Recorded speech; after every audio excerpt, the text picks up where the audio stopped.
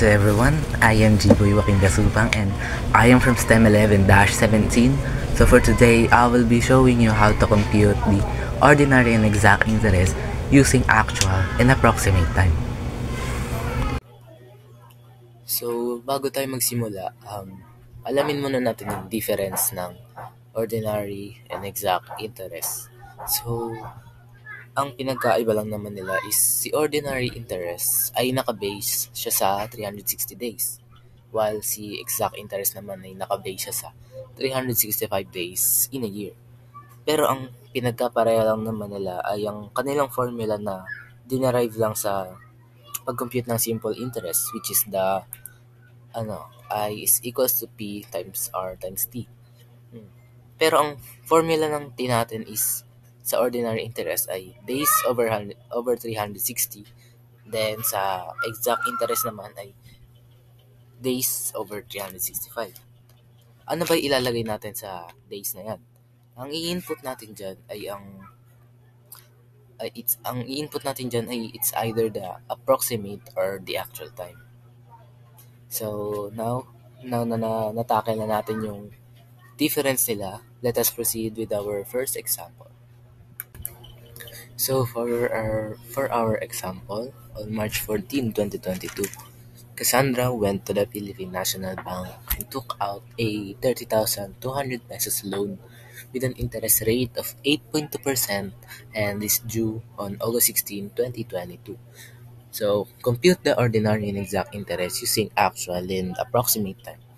So, ang kailangan natin gawin dito is compute tayo ng ordinary interest using actual time, ordinary interest using approximate time, exact interest using actual time, and exact interest using approximate time. So, first, i-identify muna natin yung given. For our principal, we have our 30,200 pesos. Ayan yung niloan ni Cassandra. And for our rate, we have 8.2% na dinivide natin sa 100. Kaya na-convert siya into decimal point, which is the 0.082. Kailangan natin i-convert muna yung ating rate bago tayo mag-start ng solving. And our time is, hindi ba natin alam yung time natin. Kaya ang gagawin natin is, kukompute muna natin or aalamin natin yung time. So dito, meron akong table. And ito yung gagamitin natin para mag-solve ng ating actual and approximate time. So ang una natin gagawin is, ilista muna natin yung mga buwan na sinundan ng March 14, 2022. And yun ay ang April, May, June, July, hanggang August 16, 2022 lang kasi yun yung due date ng kanyang utang. So first, for our actual, i-minus mo lang yung 31 yung kabuuan ng March, 31 days. Minus 14 kasi nga, March 14 siya umutang. And ang 31 minus 14 is equal to 17. Then, ang gagawin mo dyan, isulat mo na yung kabuuang buwan ng mga sumunod na buwan.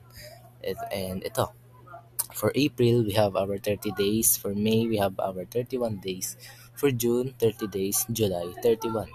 And sa August, ang ilalagay lang natin dyan is yung 16. Kasi, yun yung due ng Yun yung due ng kanyang utang. And, ang gagawin natin dyan is ipagpa-plus lang natin yan. 17 plus 30 plus 31 plus 30 plus 31 plus 16 is equals to 155. Ito yung ating actual days or actual time. We have our actual time na, which is the 155. For our approximate naman, ganun lang din ang gagawin nyo. Ililista nyo lang ang kasunod na buwan ng March 14 hanggang August. Kapag approximate ang pinag-uusapan natin, lahat ng buwan is 30 days lang. Walang 31 dyan, hindi kagaya ng actual time. Bale, 30 days lang lahat yan. So first, March 14, ganun lang din gagawin natin sa una. 30 minus 14 is equals to 16. Then, isulat na natin yan. April Yung April natin is 30 days, yung May is 30 days din, June 30, July 30 days, and sa August 16 lang din ilalagay natin. Kapag pinag-add natin yan, ang magiging total niyan is 152. Okay. And so first, let's start our computation now. First, ordinary interest using actual time. So, bago ako mag-proceed sa solving, isulat muna natin yung ating mga given.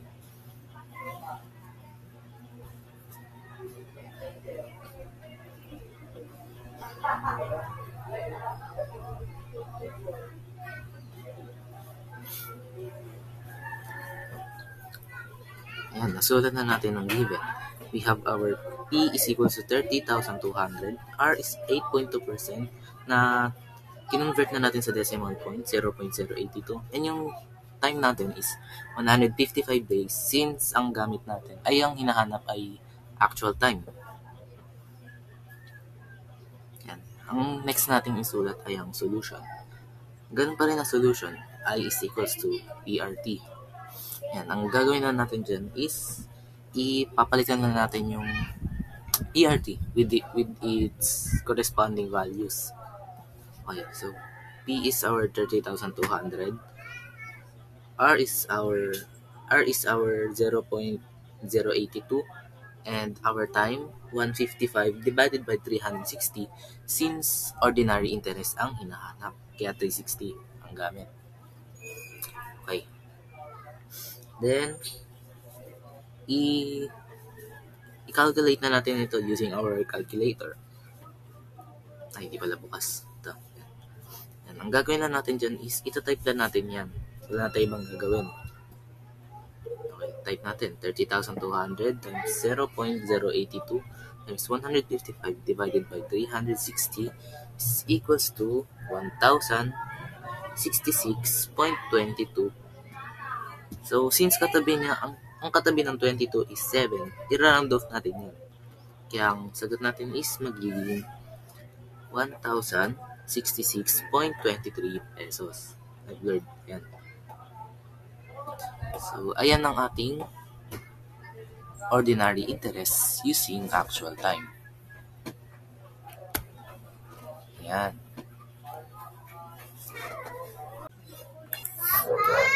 So, next example tayo. Ordinary interest using approximate time. Okay. So, ayan. Sinulat ko na yung given para hindi sayang sa oras.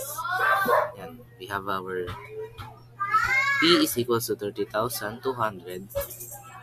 R is equals to 8.2%. Kinonvert sa decimal. And our T is equals to 152 days. Kasi nga, approximate time ang gamit. Yan. Isulat na natin yung formula. I is equals to 30,200 times 0.082 times 152 divided by 360. Ayan. I-compute na natin sa ating calculator. Type natin 30,200 times 0.082 times 152 divided by 30,200 times 0.082 times 152 divided by 360. Yan. Ayan ang sagot. 1,045.59. Yan. Isulat na natin ang ating sagot.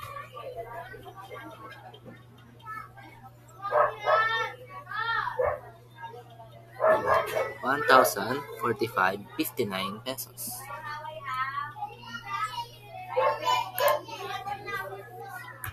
Ayan. So, ayan, na-compute na natin ang ordinary interest using approximate time. Let us proceed with our next example. Exact interest using actual time. So, ayan. Ayan, sinulat ko na yung given. And yung ating formula, parang di sayang sa oras. Ang gagawin na lang natin is isusulat natin ang equivalent ng PRT. 30,200 times 0.082 times 155 divided by 365. 365 yan kasi nga exact interest ang hinahanap. Yan. Next, ano na natin ito sa calcul. Ilagay natin sa calculator. 30,200 times 0.082 times 155 divided by 365 is equals to yan 1,051.62. Yan, take note pala. Ano lang, 2 decimals lang ang kukunin natin sa bawat sagot. Yan, sulat na natin ang answer. Okay, ang answer natin is 1,051.62 pesos. Yan. Yan. So, yan. And nakuha na natin yung answer natin for this. Let us proceed with our next example. So, kung kanina ang hinahanap is exact interest using actual time, ngayon naman ang hinahanap is exact interest using approximate time. So, solve na natin yan.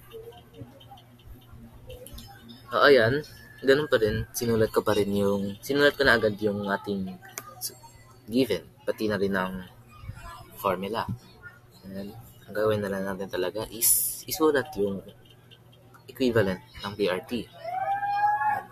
30,200 times 0.082 times 152 days since approximate time divided by 365 kasi nga exact interest ang hinahanap, kaya 365. Okay, calculate na natin. 30,200 times 0.082 times 152 divided by 365 is equals to 1,031.26. 7 yung katabi, meaning i-round off natin siya. Kaya magiging 1,031.27 pesos. Yan ang sagot. Yan. Okay, so tapos na tayo sa ating mga examples. Let us proceed with our first activity. Yan. Number 1. Activity natin ito. On July 7, 2021, McLaren Arcega took out a loan of 25,250 pesos with a rate of 7.3% and is due on January 15, 2022. So, I'll give you 5 seconds po para sagutan nito. Okay?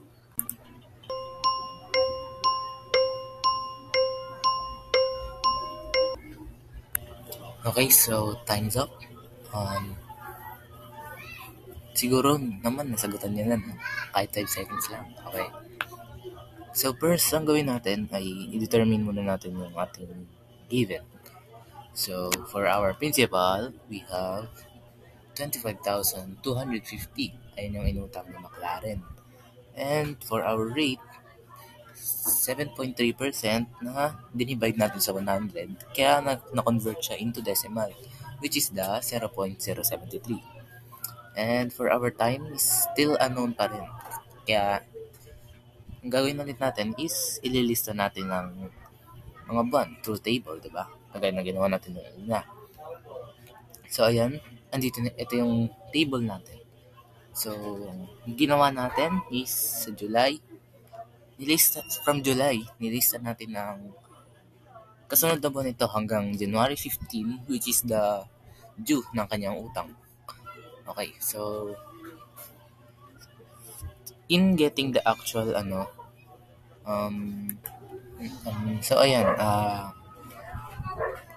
sa buong July, we have 31 days. May minus na natin yung 7 dyan kasi July 7 siya ng utang. So, 31 minus 7 is equals to 24. Then, ilalagay na natin ang mga kanyang kasunod na buwan or yung kabuuang days ng bawat buwan. So for August, we have 31. September, we have 30. October, we have 31. November, 30. December, 31. And for January, 15 lang kasi hanggang dun lang yung utang niya. Okay, so pag pinag-add natin yan, ang magiging total is 192. And ito yung actual time natin, 192. Then for approximate, kagaya nga ng sabi ko kanina, lahat lahat ng ano, lahat ng lahat ng buwan is 30 days lang. Yan, okay? So ganun lang din. 30 minus 7 is equal to 23. August 30, September we have 30, October we also have 30, November 30, December, 16 yan. Ano yan? 30 yan. Sa December, 30 din. And January, 15 lang kasi hanggang doon nga lang yung utang niya. Pag pinag-add mo yan, is magiging, ang total niya is magiging 188. So, first, na-determine natin yung given. Let's start answering the ordinary interest using actual time. Okay, so first, sulat muna natin yung given. Given natin is ordinary interest using actual time. And then, after nyan, sulat natin yung given. Given natin is the P is equals to 25,250 or is equals to 7.3% na kinonvert into decimal point, 0.073. And yung time natin is 192 since we are using actual time. Yeah, okay. And then, sulat natin yung ating formula. Solution pala. I is equals to PRT. Yan. And ang gagawin natin is isa-substitute na natin yung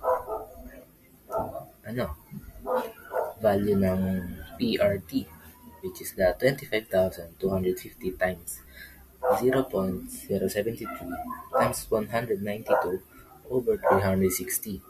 Yan. Okay, then, i-calculate na natin using our calculator. Yan. Type lang natin sa ating calculator.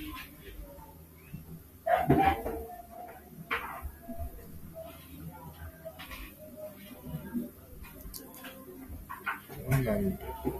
192 divided by 360. Okay, ayan. 983.06. Pero ang katabi niyang 06 is 6 din, kaya i-round off natin yan. Magiging 983.07 pesos. So, ayan. That's all for our ordinary interest using actual time. Ayan yung sagot. Ayan. So now that we have our answer for number 1, let's proceed to number 2. Okay. Number 2, ordinary interest using approximate time. So ayan din, ganun na ginawa ko. Sinulat ko na rin yung given.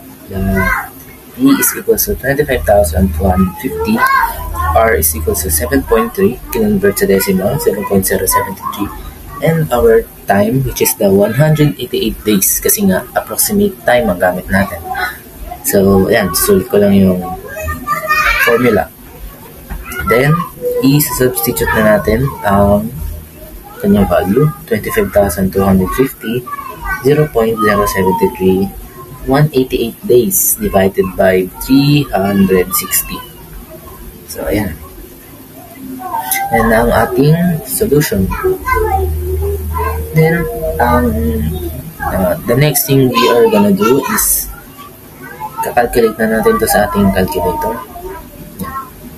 0.073 times 188 divided by 360 is equals to 962.58. Since ang katabi ng 58 is 6, i-round off natin siya. Kaya magiging 962.59 pesos. So, ayan. Ayan yung sagot natin. Okay, so nahanap na natin ng ordinary interest gamit ang approximate time. And ang sunod natin isa-solve is exact interest using actual time. Okay, so yan. Okay, so ang given natin is 25,250 R is equals to 7.3%. Convert ulit sa decimal, 0.073. And our time is 192 days kasi actual time na ang gamit. And then, isusulat din natin ang ating formula. I is equals to PRT, then substitute. 25,250 times 0.073 times 192 divided by, since exact interest na ang hinahanap, 365 na ang denominator ng ating time. So, yan. Let's calculate na using our calculator. Okay, ayun na calculator. Type lang natin yan. Ganun lang kadali. Type lang natin.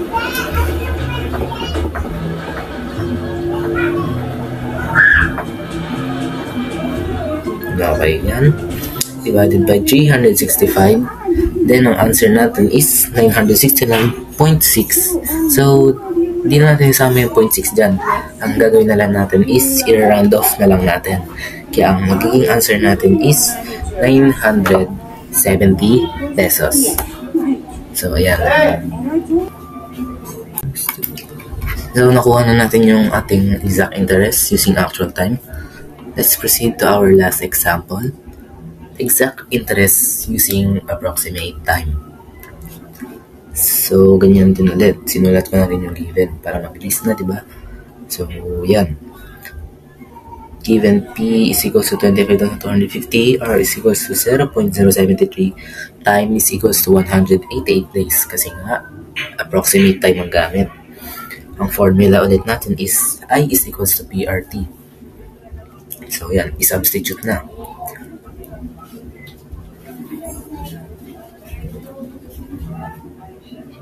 Three 188 divided by 365. 365 pa rin kasi exact interest nga ang hinahanap. So, yan. The next thing that we are gonna do is calculate this sa ating calculator. Type lang natin yan. Ganun lang kadali. Ganun talaga kadali. 250 times 0.073 times 188 divided by 365. Then, bang. Yan na yung answer natin. Ang answer natin is 949.4 pesos. Yan, 949.4 pesos. Yan. Wala na pala yun, nabili na pala eh. So, that's it for today. Thank you for listening. We will end this with a quote saying, just because we can find a solution, it doesn't mean that there is one. This is said by Andrew Wiles, and that's all. That's all for our... That's all for our exact interest and ordinary interest. Sana may naintindihan ko yan. Thank you. Bye.